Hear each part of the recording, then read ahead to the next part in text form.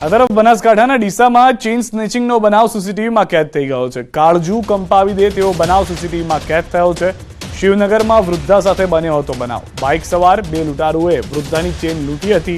2 તોલાની સોનાની ચેઇન ખેંચી ફરાર થયા હતા. બનાવ સમયે 70 વર્ષીય વૃદ્ધા ઊંધા માથે પટકાયા હતા. આરસીસી રોડ પર વૃદ્ધા ઊંધા માથે પટકાયા. ચેઇન સ્નેચર્સનું રાક્ષસી કૃત્ય સીસીટીવીમાં કેદ થયું છે. સીસીટીવીમાં બંને લૂંટારુઓનો ચહેરો કેદ થયો છે.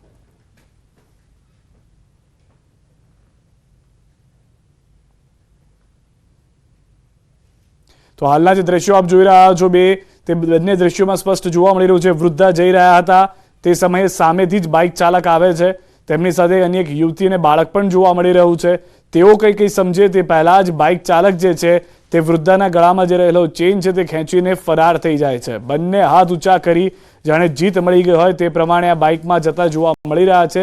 સીસીટીવીની અંદર સમગ્ર ઘટના કેદ થઈ ગઈ છે. હાલમાં આ દ્રશ્યો એ સવાલ ઉઠાવી રહ્યા છે કાયદા વ્યવસ્થા ઉપર પણ કે ડીસામાં ધોળા દિવસે બપોરનો સમય અને ત્યારે આવી ઘટના ઘટે છે. લોકોની અવરજવર ચાલુ છે તે દરમિયાન બાઇક ચાલક આવે છે અને વૃદ્ધા નીચે પટકાયા બાદ હાથે અને પગમાં ગંભીર ઈજા થઈ હોવાની જાણકારી છે. આ તરફ જસદણના આટકોટમાં છાત્રાલયના ટ્રસ્ટી પર હુમલો થયો છે. આટકોટની ડીબી પટેલ છાત્રાલયના ટ્રસ્ટી પર હુમલો કરવામાં આવ્યો છે. 40થી વધુ વ્યક્તિઓનો અર્જણભાઈ રામાણી પર હુમલો. તીક્ષ્ણ હથિયાર સાથે છાત્રાલયમાં ઘૂસી તરખાટ મચાવ્યો હતો. કામ કરતા તમામ લોકોના મોબાઈલ ઝૂંટવી લેવામાં આવ્યા. આક્ષેપ છે કે 15થી વધુ લોકોને બંધક પણ બનાવાયા. જસદણના ઉદ્યોગપતિ રૂડા ભગત પર ટ્રસ્ટીના આક્ષેપ. હુમલાની સમગ્ર ઘટના સીસીટીવીમાં કેદ થઈ. જસદણના ઉદ્યોગપતિ રૂડા ભગત સીસીટીવીમાં કેદ થયા. આટકોટ પોલીસે સમગ્ર મામલે તપાસ હાથ ધરી છે.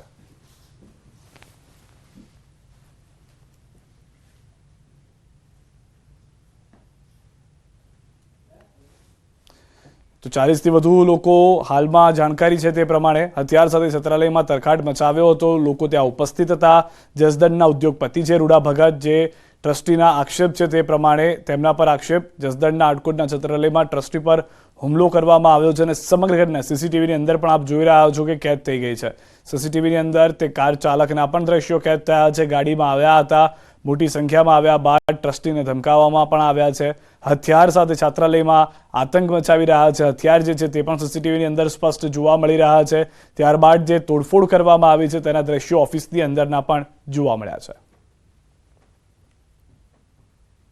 જે બનાવ બન્યો ને એમાં લગભગ 9:30 વાગ્યાની આજુબાજુ રૂડા ભગત જે પેલા એ ટ્રસ્ટમાં ટ્રસ્ટી હતા ને ઘણા બધા ગોટાળા કર્યા પછી સુરતના પંચ આવ્યું, કિશોરભાઈ માલદાર, ગોવિંદભાઈ ધોળકિયા, સીપી વાનાણી, રામજી દાદા ઇટાલિયા, એ બધાની હાજરીમાં એમને આ સંસ્થામાંથી રાજીનામું આપવા માટે એમણે આદેશ કર્યો રૂડા ભગતને.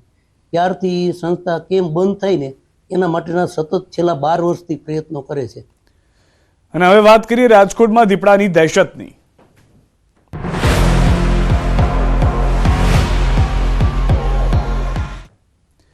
રાજકોટ પંથકમાં દીપડાની દહેશત જોવા મળી રહી છે. કણકોટ બાદ હવે રામનગરમાં દીપડો દેખાયાનો દાવો છે.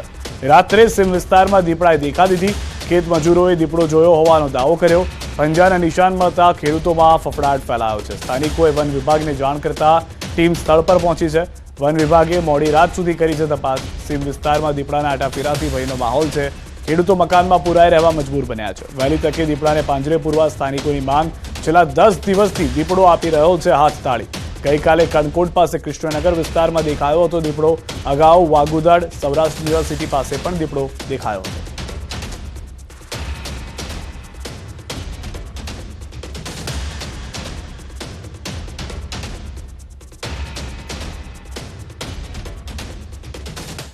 તો 4 દ્રશ્યો હાલમાં અમે આપને બતાવી રહ્યા છે. વાગુદડ, સૌરાષ્ટ્ર યુનિવર્સિટી, કણકોટ અને રામનગર જ્યાં આગળ દીપડા હોવાના પુરાવા મળ્યા છે. વન વિભાગ તરફથી તપાસ શરૂ કરવામાં આવી છે.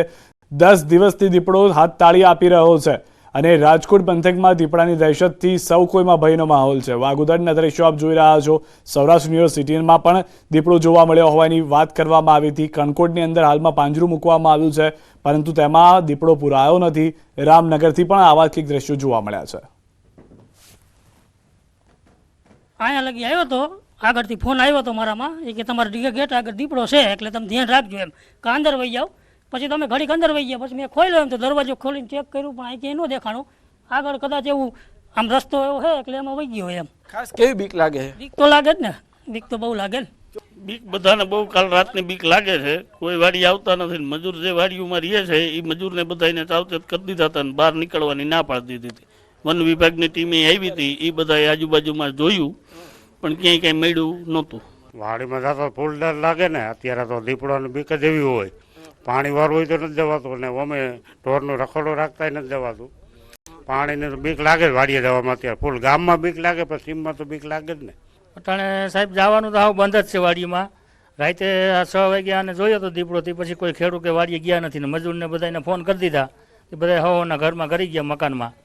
બાકી કાંઈ ખેડૂત કોઈ ગયા નથી. હવે 7 વાગ્યા સિવાય કોઈ બહાર નીકળ્યું નથી. આ તરફ મહેસાણાની અંદર કડીના ધરમપુરમાં કપિરાજનો આતંક જોવા મળી રહ્યો છે. શાળાના બાળકો સહિત ગ્રામજનો પર કર્યો હુમલો. સતત 1 મહિનાથી કપિરાજનું ટોળું હુમલો કરતો હોવાની વિગત છે. બાળકો સહિત અનેક લોકોને કપિરાજે બચકા ભર્યા છે. કપિરાજના ડરથી બાળકો શાળાએ જવાનું ટાળે છે. વાઇલ્ડ લાઇફ વિભાગને અગાઉ પણ પત્ર લખી વાંદરા પકડવા જાણ કરાઈ હતી. વાલીઓ ધોકા લઈ બાળકોને શાળાએ મૂકવા જવા મજબૂર બન્યા છે. કડીના ધરમપુર ગામમાં છેલ્લા 1 મહિનાથી કપિરાજનો આતંક જોવા મળી રહ્યો છે. લોકો ઘરની બહાર નીકળતા 100 વાર વિચારે છે તો બાળકો પણ કપિરાજનો હુમલોનો શિકાર બન્યા છે. બાળકોને શાળાએ મોકલતા વાલીઓ પણ ડરી રહ્યા છે. લોકો ગામમાં બહાર નીકળતા હાથમાં લાકડી કે અન્ય વસ્તુઓ સાથે લઈ નીકળી રહ્યા છે. સોમવારે કપિરાજે મહિલા સહિત વધુ 2 લોકોને ગંભીર રીતે ઇજાગ્રસ્ત કર્યા હતા, જેને લઈ ગામ લોકોમાં ભયનો માહોલ જોવા મળી રહ્યો છે. લેખિતમાં અરજી આપ્યા બાદ વન વિભાગે વાનરને પકડ્યો હોવાની જાણકારી છે. ખેતર આવતો હતો ડીઝલ લેવા પતિજી મશીનમાં. વાદળો ક્યાંથી આવ્યો ખબર જ નથી મને. કાઢી ના આવી ગયું. કેટલા જણા વાંદરા ગયા છે ગામની અંદર? 2 જણા. આ વાંદરાની મોટા મોટી તકલીફ છે અત્યારે તો. શું તકલીફ પડી રહી છે તમને? અરે લોકો નીકળતું નથી, બહાર જ નીકળતું. શું થાય? સ્કૂલમાં છોકરાને મૂકવા જવા પડે, માવતર નંદા લઈને મૂકવા જાય ત્યારે જાય છે. આ 2 દર્શને આ બધું ભડાકા વગાડે એમાં. તમારે દર્શન કરવા તમે નીકળી નથી શકતા? હા ના, અહીંથી આ બધું ને આ વાંદરા રહે જ છે. તો શું કરવું પડે તમારે? પકડી લો બધું ટોરું આખું આ ના જોયું અમારે બચ્ચું. કઈડે એની બીક તો છે, પણ બીજા વાંદરા છે ને બીજા લોકો. વાંદરાના ત્રાસના લીધે બાળકો શાળામાં આવતા નથી, કેમ કે વાલીઓને પણ બીક લાગે છે અને બાળકોને બીક લાગે છે. મારી સંખ્યા 145 હતી, એમાંથી હાજર 145 રહેતી હતી, પણ વાંદરા કરડવાના પ્રશ્નને લીધે બાળકોની સંખ્યામાં પણ ઘટાડો જોવા મળ્યો છે અને બાળકોના શૈક્ષણિક કાર્ય પણ માઠી અસર જોવા મળી છે. આ તરફ વડોદરાના ડભોઈમાં રખડતા શ્વાનનો આતંક છે. 7 દિવસમાં 35થી વધુ લોકો પર શ્વાનનો હુમલો છે. રેફરલ હોસ્પિટલમાં ઇન્જેક્શન લેવા કતાર લાગી છે. શહેરના ઘણા વિસ્તારોમાં રખડતા શ્વાનનો ત્રાસ છે. રસીકરણની વ્યવસ્થા ન હોવાનો સ્થાનિકોનો આક્ષેપ છે. પાલિકાની નિષ્કાળજી સામે સ્થાનિકોમાં રોષ જોવા મળી રહ્યો છે.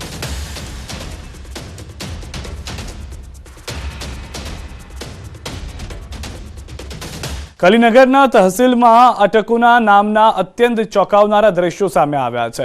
જે જોઈએ તે ચોંકી જાય તેવા દ્રશ્યો જોવા મળી રહ્યા છે. પીળીભીતમાં વાઘની દહેશતથી લોકોમાં ફફડાટ ફેલાયો છે. પીળીભીતના જંગલમાંથી નીકળી વાઘ એક ખેડૂતના ઘરે પહોંચી દિવાલ પર ચડી ગયો. જ્યાં વાઘને પોતાના ઘરની દિવાલ પર જોઈ ખેડૂતના પગ નીચેથી જમીન સરકી ગઈ. વાઘની દહેશતથી લોકોમાં ભયનો માહોલ જોવા મળી રહ્યો છે. વાઘને જોવા માટે લોકોના ટોળા ઉમટી પડ્યા. આ સમગ્ર દ્રશ્યો તે વિડીયોમાં સ્પષ્ટ જોવા મળી રહ્યા છે કે જેમાં વાઘ ખેડૂતની એક દિવાલ ઉપર જઈ અને શાંતિથી બેસેલો જોવા મળે છે.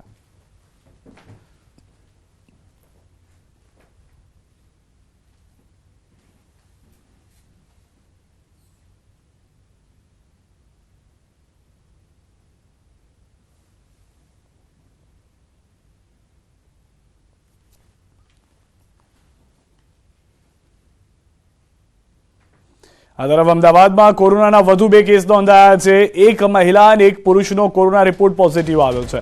અમદાવાદમાં કોરોનાના 35 એક્ટિવ કેસ, 1 દર્દી હોસ્પિટલમાં દાખલ, 34 દર્દીઓ હોમ આઇસોલેટ છે. તો કોરોનાના કેસમાં સતત વધારો. અમદાવાદ શહેરમાં વધુ 2 કેસ નોંધાયા. એક મહિલા અને એક પુરુષ કોરોના રિપોર્ટના પોઝિટિવ આવતા કુલ આંક અમદાવાદમાં કોરોના પોઝિટિવ દર્દીઓનો 35 થઈ ગયો છે. 35માંથી 1 દર્દી હોસ્પિટલમાં દાખલ છે, જ્યારે 34 દર્દીઓને હોમ આઇસોલેટ કરવામાં આવ્યા છે.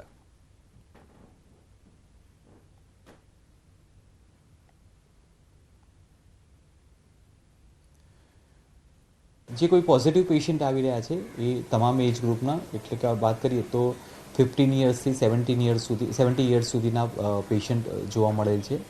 તમામે almost second dose booster dose મેળવી લીધેલો હોય તે પ્રકારની વેક્સિનેશનની હિસ્ટ્રી મળેલી છે. જે લોકો ઇન્ટરનેશનલ ટ્રાવેલિંગ કરેલું છે અને કોઈ રેસ્પિરેટરી એમને સિમ્ટમ્સ જણાય છે તે લોકો ટેસ્ટિંગ માટે જાય છે ને ત્યાં એ લોકોને પોઝિટિવ પેશન્ટ તરીકે ડિક્લેર થતા હોય છે. હાલમાં એક પેશન્ટ છે જેને આપણે હોસ્પિટલાઇઝ છે, બાકીના તમામ પેશન્ટ હાલમાં હોમ આઇસોલેશન અંતર્ગત છે. તો અમદાવાદમાં કોરોનાની દહેશત, તકેદારી વધારાઈ જોઈએ. એએમસી આરોગ્ય વિભાગે શરૂ કર્યા છે કોવિડ ટેસ્ટ. એએમસી સંચાલિત હોસ્પિટલ અર્બન હેલ્થ સેન્ટર પર ટેસ્ટ કરવામાં આવી રહ્યા છે. અર્બન હેલ્થ સેન્ટર પર ટેસ્ટ કિટની વ્યવસ્થા કરાઈ છે. એન્ટીજન અને RT-PCR ટેસ્ટ થશે.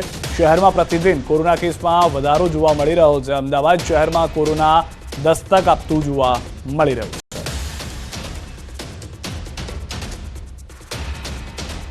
અમદાવાદ શહેરમાં કોરોનાએ દસ્તક છે તે આપી દીધી છે. પ્રતિદિન કોરોનાના કેસીસમાં વધારો થઈ રહ્યો છે. ત્યારે અમદાવાદ મહાનગરપાલિકાના આરોગ્ય વિભાગે તમામ તૈયારીઓ છે તેને આખરી ઓપ આપી દીધો છે અને અમદાવાદ શહેરના જેટલા પણ અર્બન સેન્ટરો છે ત્યાં ટેસ્ટિંગની પ્રક્રિયા છે તે શરૂ કરી દેવામાં આવી છે. એ જ રીતે અમદાવાદ શહેરના જેટલી પણ એમ્સ સંચાલિત હોસ્પિટલો છે તેની અંદર SVP હોય, સરદારબેન હોસ્પિટલ હોય કે પછી માની શકાય કે LG છે કે VS છે, તમામ હોસ્પિટલોની અંદર પણ કોવિડને ટેસ્ટને લઈને પ્રક્રિયા છે તે શરૂ કરી દીધી છે. RT-PCR ટેસ્ટ પણ થઈ રહ્યો છે, એન્ટીજન ટેસ્ટ પણ છે તે કરવામાં આવી રહ્યો છે. આપ જોઈ શકાય છે કે જોધપુર સેન્ટર ઉપર પણ આરોગ્ય વિભાગ તરફથી ટેસ્ટની પ્રક્રિયા શરૂ થઈ છે. જે પણ વ્યક્તિ OPDમાં આવી રહ્યા છે, ખાસ કરીને સિમ્ટમ્સ દેખાઈ રહ્યા છે, શરદી ખાંસી હોય તે પ્રકારના સિમ્ટમ્સ હોય છે, તે સિમ્ટમ્સના દર્દીઓ છે તેની જે એન્ટીજન ટેસ્ટ છે હાલ કરવામાં આવી રહ્યા છે. ત્યારબાદ તેની પ્રાથમિક માહિતી આખી લઈ લેવામાં આવી રહી છે અને ત્યારબાદ સમગ્ર જે ટેસ્ટ બાદ જ તેઓને RT-PCR ટેસ્ટ અને અન્ય જીનોમ સિક્વન્સ માટે બહાર મોકલવામાં આવી રહ્યા છે. હાલ અમદાવાદ શહેરમાં માનવામાં આવ્યું છે કે 35થી વધુ એક્ટિવ કેસ હાલ નોંધાઈ રહ્યા છે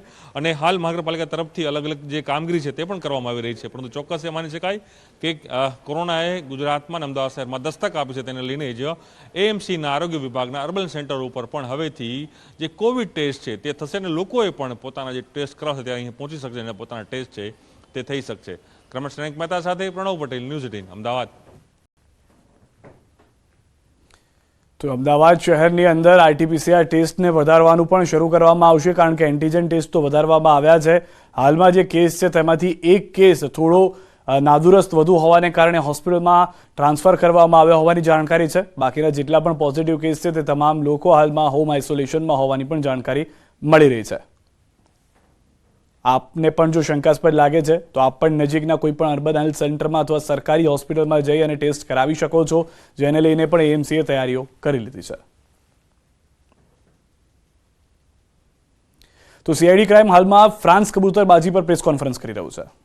હાલ સુધી માહિતી મળે છે એમાં મુખ્યત્વે ઉત્તર ગુજરાતના જે બનાસકાંઠા, પાટણ, મહેસાણા છે, સાથે સાથે આણંદ જિલ્લો છે, આના લોકોનું મોટા પ્રમાણમાં સમાવેશ છે.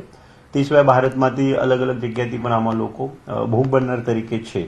તો એ લોકો હાલ મુંબઈ છે, આપણે ગુજરાતની ટીમ એમના સંપર્કમાં પણ છે અને એ આવે તે આપણે ફરીથી એના સાથે વધુ સારી રીતે સંકલન કરીને કઈ એજન્સી મારફત અને કઈ એજન્ટ મારફત, કઈ ડોક્યુમેન્ટ્સના આધારે, કઈ પ્રોમિસીસ ઉપર એ લોકો ત્યાં જવાના પ્રયાસ કરતા હતા. ભૂતકાળમાં એના પહેલાં કેટલા લોકો એવી રીતે ગયા છે, ભવિષ્યમાં કેટલા લોકો જવા માટે લાઇનમાં છે અથવા પ્રોસેસ કરી રહ્યા છે, તે વસ્તુના આપણે ઊંડાણપૂર્વક તપાસ કરીને આગળની કાયદેસર કાર્યવાહી પણ હાથ ધરવામાં આવશે. સર, આ કેવી રીતે આખું કૌભાંડ રેકેટ ચાલતું હતું એની કોઈ વિગત આપણને મળે? હજુ સુધી જે પ્રાથમિક માહિતી છે એમાં અમે જે મૂળ ભોગ બનનાર છે તે સુધી પહોંચીને એની જે સુધી ઊંડાણપૂર્વક તપાસ ના થાય તે સુધી મને નહીં લાગતું કે કેસનું જે વધારે ડિટેલ્સ એના કરતાં આપી શકાય. એક બીજું જે રેકેટ છે, સંબંધ રેકેટમાં અલગ અલગ આપણે ભૂતકાળમાં પણ ગયા અઠવાડિયાથી અલગ અલગ વિઝા એજન્સી ઉપર રેડ કરેલ હતી. આમાં કેટલાક લોકોને ખોટા પ્રોમિસીસ આપીને, દરેકની SOP અલગ છે. અમુક કેસીસમાં એ લોકો પહેલા પૈસા લે છે, અમુક કેસીસમાં અડધા કામ થયા પછી પેમેન્ટ લેવામાં આવે છે. અમુક કેસીસ એવા પણ સામે આવે છે કે બિલકુલ તમે USAમાં ઉતર્યા પછી પેમેન્ટ આપવાનું રહે છે. તો અલગ અલગ એજન્સીના અલગ અલગ એમઓ છે, લોકોની જરૂરિયાત કેટલી છે, લોકો કેટલા સામેવાળા સધન છે, એની ડોક્યુમેન્ટ્સમાં શું ક્ષતિ છે, ડોક્યુમેન્ટ્સ કેવી રીતે બનાવવામાં આવે છે, કેટલા ફોર્જ ડોક્યુમેન્ટ બનાવવામાં આવે છે, એના આધારે એનું રેટ નક્કી થતું હોય. પરંતુ ચોકસાઈથી આ લોકોનું આપણે સઘન પૂછપરછ કરીને આનું જે કિંગપિન છે તે સુધી ગુજરાત પોલીસ પહોંચવા માટે પ્રયત્નશીલ છે.